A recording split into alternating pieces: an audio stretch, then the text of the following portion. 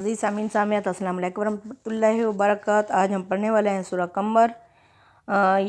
قمر اور سورہ الرحمن۔ یہ دونوں صورتیں اپنے مضمون کے لحاظ سے جوڑا ہیں، دونوں میں ترجیح ہے، چنانچہ یہ ظاہری مناسبت سے بھی بالکل واضح ہے۔ دونوں صورتوں کا موضوع اثبات قیامت اور اس کے حوالے سے انذار اور بشارت۔ پہلی سورہ میں خدا کی جزا و سزا کے ظہور اور دوسری سورہ میں انسان کے النفس اور آفاق کے اندر اس کی رحمت، قدرت اور حکمت اور ربوبیت کی نشانیوں سے استدلال کیا گیا ہے۔ دونوں میں خطاب قریش سے ہے جو عذاب کے لیے کسی نشانی کا مطالبہ کر رہے تھے۔ انہیں ایک واقعہ اور ایک نشانی کی طرف توجہ دلا کر خبردار کیا گیا ہے کہ ان نشانیوں کو کیوں نہیں دیکھتے اور ان واقعات سے کیوں عبرت حاصل نہیں کرتے۔ ترجیح کی آیتیں دونوں صورتوں میں انہی ہٹھ دھرم اور ضدی مخاطبین یعنی قریش کو جھنجھوڑنے کے لیے آئی ہیں۔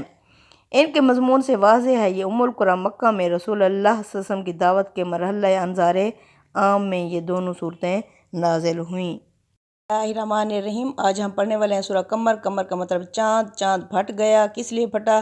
کیا یہ رسول اللہ صلی اللہ علیہ وسلم کا کوئی معجزہ تھا یا قیامت کی ایک نشانی تھی؟ تو دیکھتے ہیں سورہ کی طرف۔ اقتربت الساعة وانشق القمر وإن يروا آية يعرضوا ويقولوا سحر مستمر وكذبوا واتبعوا أهواءهم وكل أمر مستقر۔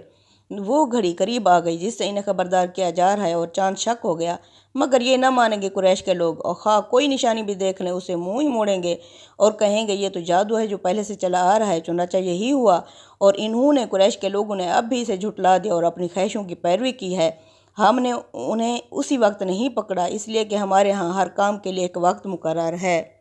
یہ جملہ اس بات کی مکمل وضاحت ہے کہ شق قمر کا یہ واقعہ مستقبل کی کوئی خبر نہیں ہے، بلکہ یہ رسول اللہ صلی اللہ علیہ وسلم کے زمانے میں پیش آنے والا ایک واقعہ ہے جس سے قرآن نے عذاب اور قیامت کے وقوع پذیر ہونے پر وضاحت کی ہے۔ چنانچہ روایتوں سے معلوم ہوا کہ یہ واقعہ ہجرت سے تقریباً 5 سال پہلے پیش آیا۔ قمری مہینے کی 14ویں رات تھی، چاند تھوڑی دیر پہلے طلوع ہوا تھا، یکا یک وہ شک ہوا اور اس کا ایک ٹکڑا سامنے والی پہاڑی کے ایک طرف اور دوسرا دوسری طرف نظر آیا۔ ایک لحظے کے لیے لوگوں نے یہ کیفیت دیکھی اور پھر دونوں ٹکڑے باہم مل گئے۔ نبی کریم صلی اللہ علیہ وسلم اس وقت مینا میں تشریف فرما تھے۔ آپ صلی اللہ علیہ وسلم نے لوگوں کو توجہ دلائی کہ خدا کی یہ نشانی دیکھو اور گواہ رہو۔ قریش نے اسے جادو قرار دے کر جھٹلانے کی کوشش کی۔ قرآن نے اسی پر تبصرہ کیا کہ اس طرح کی ہر نشانی کے بارے میں یہ منکرین یہی کہیں گے کہ یہ جادو ہے جو پہلے سے چلا آ رہا ہے۔ اس سے یہ تاثر دینا چاہتے تھے کہ جادو ہونے کے لحاظ سے بھی اس میں کوئی ندرت نہیں ہے، یہ اسی طرح کے کرشمے ہیں جو اس سے پہلے کے لوگ جادوگر دکھاتے رہے ہیں اور جو برابر منتقل ہوتے چلے آ رہے ہیں۔ جو واقعہ ہوا شق قمر کا، کیا یہ اللہ کے رسول صلی اللہ علیہ وسلم کا کوئی معجزہ تھا یا قیامت کی نشانیوں میں سے ایک نشانی تھی؟ اس طرح کی نشانیوں کے لیے ضروری نہیں ہے کہ رسول اللہ صلی اللہ علیہ وسلم نے ان کو اپنے معجزے کے طور پر پیش کیا ہو، بلکہ ان کا ظہور کسی اعلان کے بغیر بھی ہو سکتا ہے، جیسے سورج گرہن اور چاند گرہن۔ یہ بھی ضروری نہیں ہے کہ کفار نے اسی نشانی کا ہی مطالبہ کیا ہو جو ظاہر ہوئی، بلکہ ان کی طرف سے کسی مطالبے کے بغیر محض اس لیے بھی ان کا ظہور ہوتا ہے کہ کفار قریش کے پیش کردہ شبہات کو ان کا جواب مل گیا۔ وہ کیسے؟ یعنی کفار قیامت کو جو بہت بعید از عقل چیز خیال کرتے تھے، ان کا ایک بہت بڑا سبب یہ بھی تھا کہ یہ کس طرح ممکن ہے کہ یہ ساری کائنات ایک دن بالکل درہم برہم ہو جائے گی۔ پہاڑوں سے متعلق ان کا جو سوال قرآن میں نقل ہوا ہے کہ وہ کہتے ہیں کیا یہ پہاڑ، ان کا کیا بنے گا؟ اللہ نے فرمایا کہ اللہ انہیں غبار بنا کر اڑا دے گا، یہ روئی کی گالوں کی طرح اڑتے پھریں گے۔ اس سے معلوم ہوتا ہے کہ ان چیزوں کو وہ بالکل اٹل یا غیر متزلزل اور غیر فانی سمجھتے تھے۔ اللہ تعالیٰ نے شق قمر یعنی چاند کی جو پھٹ جانے کی نشانی دکھا کر ان کو بتایا ہے کہ اس کائنات کی چیزوں میں سے کوئی چیز بھی خواہ وہ کتنی ہی عظیم ہو، نہ خود مختار ہے، نہ غیر فانی ہے، نہ غیر متزلزل ہے، بلکہ ہر چیز اللہ تعالیٰ کے حکم کی تابع ہے۔ وہ جب چاہے گا ان سب کو درہم برہم کر کے رکھ دے گا۔ نمبر 4 میں اللہ فرماتے ہیں وَلَقَدْ جَاءَهُم مِّنَ الْأَنبَاءِ مَا فِيهِ مُزْدَجَرٌ، یقیناً آ چکی ہیں ان کے پاس خبریں جس میں خوب ڈانٹ تھی، یعنی یہ قریش کے لوگ واقف ہیں، ان کے پاس پہلے بھی خبریں آ چکی ہیں جنہوں نے اپنے رسولوں کو جھٹلایا تو ان کے ساتھ کیا انجام ہوا۔ حکمت بالغۃ، ایسی ان میں حکمت تھی جو پورا کرتی تھی کام کے مقصد کو، فما تغنی النذر، پھر بھی کام نہیں آئے ڈراوے۔ یعنی ایسی حکمت بھری باتیں تھیں جس سے یہ چاہتے تو سبق حاصل کر سکتے تھے۔ اللہ فرماتے ہیں لیکن کوئی ڈراوے انہیں کام نہیں آئے ان کے۔ فتولی عنہم، محمد صلی اللہ علیہ وسلم آپ ان سے منہ پھیر لیں۔ یوم یدعو داعی الی شیء نکر، جس دن پکارنے والا انہیں پکارے گا ایک ناگوار چیز کی طرف۔ یعنی فتولی کا مقصد یعنی ابھی انہیں انتظار میں رکھو، جس دن وہ آئے گا، جس دن پکارنے والا پکارے گا ایک ناگوار چیز کی طرف، خشعاً ابصارہم، اس دن کیا ہوگا، ان کی نگاہیں جھکی ہوئی ہوں گی، یخرجون من الاجداث، یہ نکلیں گے اپنی قبروں سے، کأنہم، گویا ایسے جراد منتشر، جیسے ٹڈیاں بکھری پڑی ہوں، مہطعین الی الداعی، اس دن یہ دوڑیں گے پکارنے والے کی پکار کی طرف، یقول الکافرون، کہیں گے کافر، ھذا یوم عسر، آج کا دن تو بڑا ہی مشکل بھاری دن ہے۔ یعنی آج عمل کی زندگی ہے، یہ نہیں مان رہے، تو کل کیا ہوگا، رزلٹ ڈے ہوگا، اس دن یہ بڑا پچھتائیں گے۔ اللہ فرماتے ہیں اس دن کہیں گے یہ تو بڑا ہی بھاری دن ہے۔ اب اللہ قریش کے لوگوں کو پچھلے رسولوں کے واقعات بتا رہے ہیں کہ تم جس طرح اپنے رسول کو جھٹلا رہے ہو، تو جن قوموں نے اپنے رسولوں کو جھٹلایا تو ان کا انجام کیا ہوا۔ کذبت قبلہم قوم نوح، اللہ فرماتے ہیں جھٹلایا ان سے پہلے قوم نوح کو بھی، فکذبوا، یعنی قوم نوح نے اپنے نبی حضرت نوح علیہ السلام کو بھی، فکذبوا، پس انہوں نے جھٹلایا عبدنا، ہمارے بندے نوح علیہ السلام کو، وقالوا، اور کہا، مجنون وازدجر، یہ تو دیوانہ ہو چکا ہے، اور اسے خوب ڈانٹ دیا۔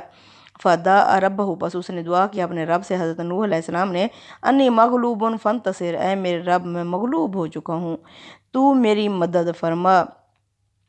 اللہ نے کیا کیا، ففتحنا ابواب السماء، پس اللہ تعالیٰ نے یعنی حضرت نوح علیہ السلام کی فریاد قبول کر لی۔ اللہ فرماتے ہیں ہم نے کھول دیے آسمان کے دروازے، بماء منہمر، جس سے نہریں جاری ہوگی پانی کی، وفجرنا الارض، اور ہم نے پھاڑ دیا زمین کو، عیوناً، چشمے ہی چشمے ہو گئے، فالتقى الماء، پس مل گیا پانی آسمان اور زمین کا، علی امر، اس کام کے لیے، قد قدر، جسے پورا ہو کر رہنا تھا، وحملناہ، ہم نے سوار کیا ہو اس کو یعنی نوح علیہ السلام کو، علی ذات الواح و دسر، ایک تختیوں اور میخوں والی کشتی کے اوپر، تجری بأعیننا، یہ چلتی رہی ہماری آنکھوں کے سامنے، جزاء لمن کان کفر، یہ بدلہ تھا اس کا جس کی ناقدری کی گئی۔ اب یہاں اللہ تعالیٰ نے ایک کیلوں اور تختوں والی کشتی کی مثال دی ہے۔ اللہ فرماتے ہیں نوح علیہ السلام کی کشتی کے لیے اس تعبیر میں بڑی بلاغت ہے۔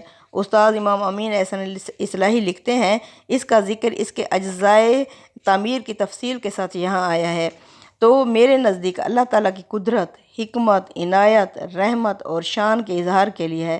مطلب یہ ہے کہ جس طوفان نے پوری قوم کا بیڑا غرق کر دیا، جس سے کوئی شخص بھی بچ نہ سکا، اس سے اللہ تعالیٰ نے اپنے جن بندوں کو بچانا چاہا ان کو میخوں سے جڑے ہوئے لکڑی کے تختوں پر بچا لیا۔ اللہ اکبر۔ یعنی اصل چیز اللہ کی رحمت اور عنایت ہے، وہ شامل حال ہو تو لکڑی کے چند تختے طوفان نوح سے بچا لیتے ہیں، اگر وہ شامل حال نہ ہو تو بڑے سے بڑے جنگی جہاز چشم زدن میں بلبلے کی طرح بیٹھ جاتے ہیں، اور مضبوط سے مضبوط بند تنکوں کی طرح سیلاب کے زور میں بہہ جاتے ہیں۔ اللہ آیت نمبر 15 میں فرماتے ہیں وَلَقَدْ تَرَكْنَاهَا آیَةً، یقیناً ہم نے اس واقعے کو نشانی، عبرت بنا کر چھوڑ دیا، فَهَلْ مِن مُدَّكِرٍ، تو کوئی ہے کہ اس سے نصیحت حاصل کرے۔ یعنی یہ سارے واقعے کیا ہیں، انسان کو عبرت دلانے کے لیے آتے ہیں، لیکن انسان آنکھیں موند لیتا ہے، آنکھیں بند کر لیتا ہے۔ کیا آنکھیں بند کر دینے سے اللہ فرماتے ہیں کیا یہ خطرہ ٹل جائے گا؟ آگے اللہ فرماتے ہیں فَكَيْفَ كَانَ عَذَابِي وَنُذُرِ، بس دیکھو کیسا ہے میرا عذاب اور ڈراوا، وَلَقَدْ يَسَّرْنَا الْقُرْآنَ لِلذِّكْرِ فَهَلْ مِن مُدَّكِرٍ، یقیناً ہم نے اس قرآن کو نصیحت کے لیے آسان بنا دیا، موضوع بنا دیا، تو پھر کوئی ہے کہ اس سے نصیحت حاصل کرنے والا۔ یعنی یسرنا آیا ہے لفظ، اس کے معنی محض آسان بنانے کے نہیں ہیں، بلکہ کسی چیز کو پیش نظر مقصد کے لیے موضوع بنانے اور تمام لوازم اور متعلقات سے آراستہ کر کے پوری طرح تیار کر دینے کے ہیں۔ مدعا یہ ہے کہ تمہاری تعلیم و تذکیر کے لیے اللہ تعالیٰ نے یہ قرآن اتارا ہے جو تمہاری فصیح اور بلیغ ٹکسالی زبان میں ہے، اسے تھوڑا تھوڑا کر کے اتارا جا رہا ہے تاکہ پوری جمعیت خاطر کے ساتھ اس سے استفادہ کر سکو۔ اس کی صورتیں محکم بھی ہیں، جن میں واضح احکامات ہیں اور مفصل بھی ہیں جن میں تفصیل سے کھول کے بیان کی گئی ہیں تاکہ اعجاز کے طالب انہیں آسانی کے ساتھ حرز جان بنا لیں اور وضاحت کے خوگر ہر چیز کی تفصیل کے ساتھ سمجھ لیں۔ ایک ہی مضمون کو اتنی مختلف صورتوں اور گوناگوں پیراؤں میں بیان کیا گیا ہے کہ کسی معاملے میں کوئی ابہام باقی نہ رہے۔ صورتیں اس طرح ترتیب دی گئی ہیں کہ یہ ترتیب بجائے خود فہم کی مدعا کلید بن گئی ہے۔ اللہ اکبر۔ لہٰذا خدا کی اس عنایت اور اس نعمت عظمیٰ سے فائدہ کیوں نہیں اٹھاتے؟ تم کیوں یہ چاہتے ہو کہ اس کے بجائے عذاب کا تازیانہ تمہاری پیٹھ پر برسا دیا جائے؟ آگے آیت نمبر 18 میں اللہ فرماتے ہیں کذبت عاد، یقیناً جھٹلایا تھا قوم عاد نے بھی، فکیف کان عذابی و نذر، دیکھو کیسا ہے میرا عذاب اور ڈراوا۔ انا ارسلنا علیہم، ان پر کون سا عذاب آیا؟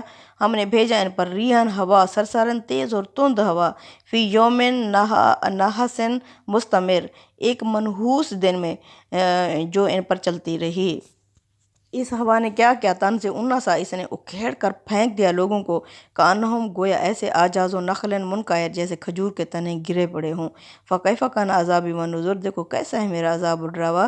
وَلَقَدْ يَسَّرْنَا الْقُرْآنَ لِلذِّكْرِ، یقیناً ہم نے آسان کر دیا اس قرآن کو نصیحت حاصل کرنے کے لیے۔ فَهَلْ مِن مُدَّکِرٍ، تو کوئی ہے کہ اس سے نصیحت کو قبول کر